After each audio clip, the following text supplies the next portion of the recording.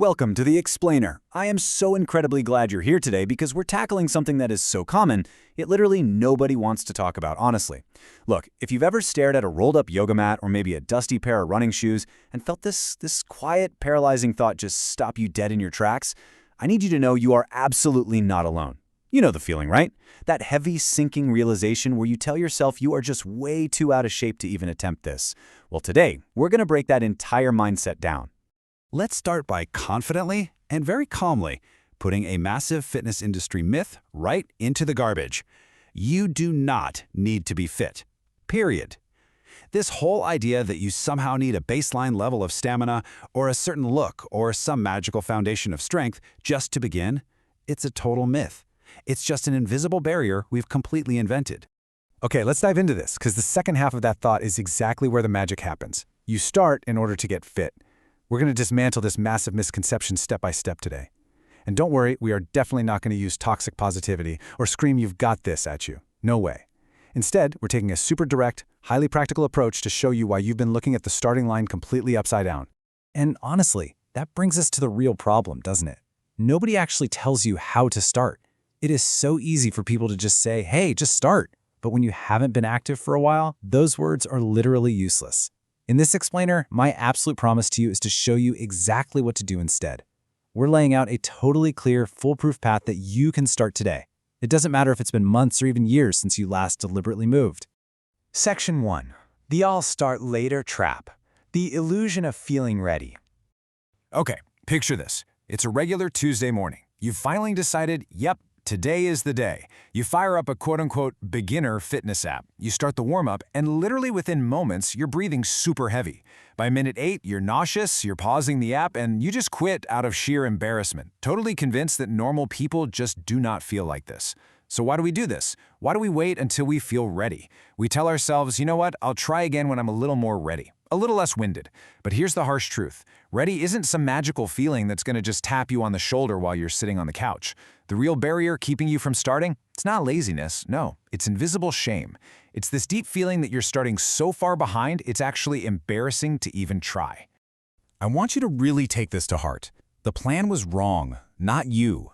Seriously, I need to reassure you before we go a single step further.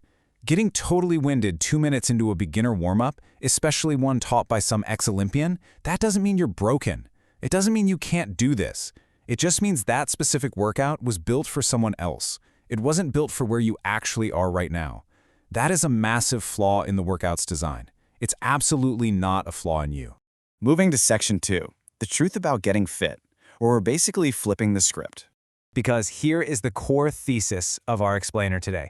For years, we've been conditioned to think that we have to scale a mountain just to reach base camp, right? But the absolute most crucial point to remember is this. You start, and then you get fit. Let me say it again. You do not get fit enough to start working out. There's literally no version of reality where the fitness comes first. The fitness is the result of starting. And what that means is your current out-of-shape condition is the exact right condition to begin. It's not a puzzle you need to solve before day one. It literally is day one. Step 1. Accept where you are. Start from zero. Now, this requires a pretty vital psychological shift. We usually have two versions of ourselves in our heads. First, there's where you wish you were. You know, that super fit version of you effortlessly running a 5K 6 months from now. And then there's where you actually are today. And listen carefully. Your very first workout has to be designed for the person you are today. It has to be tailor-made for the person sitting on the couch right now, not the future you. You've got to accept your current physical state with absolutely zero judgment. No comparisons, none. And this brilliantly illustrates what that actually looks like in practice. The number 10. Look, if you haven't exercised in a solid year, your true starting point is definitely not a 5-mile jog. It's not a crazy high-intensity boot camp class. It is a simple 10-minute walk 3 times a week. That's it. That is a real 100% valid workout for exactly where you are today. If anyone tries to tell you otherwise, they have completely forgotten what it's like to start from absolute zero.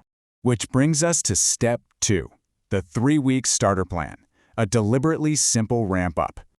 So we are going to give you a highly structured, incredibly accessible roadmap. The whole goal here is to build a rock-solid foundation without any of that massive intimidation that usually derails a new program. Let's look at week 1. Your cardio is just a 10-minute walk 3 times a week, plus exactly 5 bodyweight squats every single morning. That's it. The only goal is just to show up.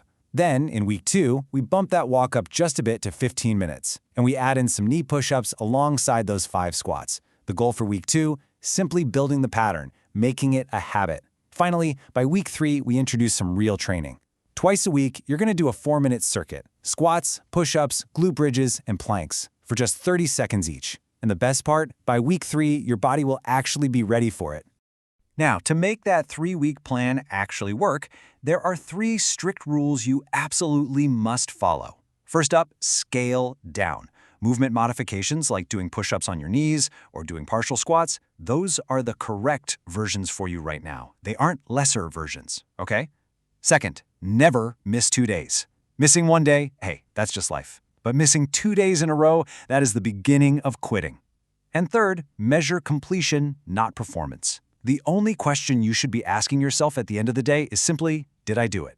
Not was I fast, not did I sweat enough, just did I do it? Step 3. Stop using shame as fuel. The invisible barrier.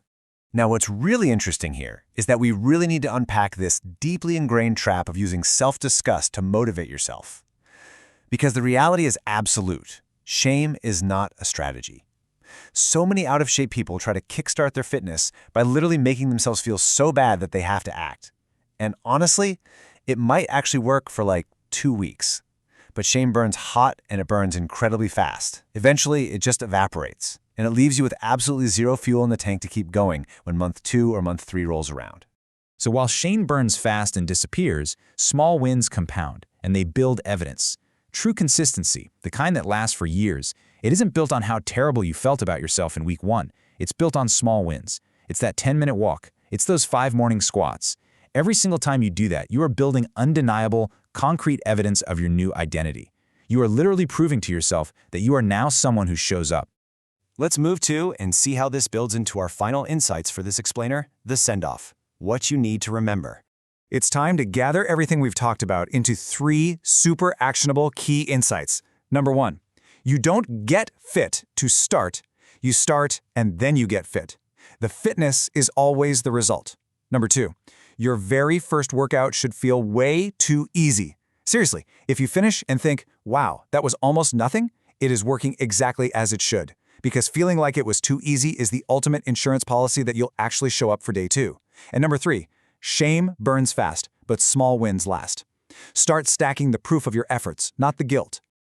I want to leave you with one final, incredibly important question. Will you start your 10-minute walk today? I don't mean this coming Monday. I don't mean next week when things slow down. I mean today. It's just 10 minutes. You can do it outside. You can walk around inside your house. It honestly doesn't matter.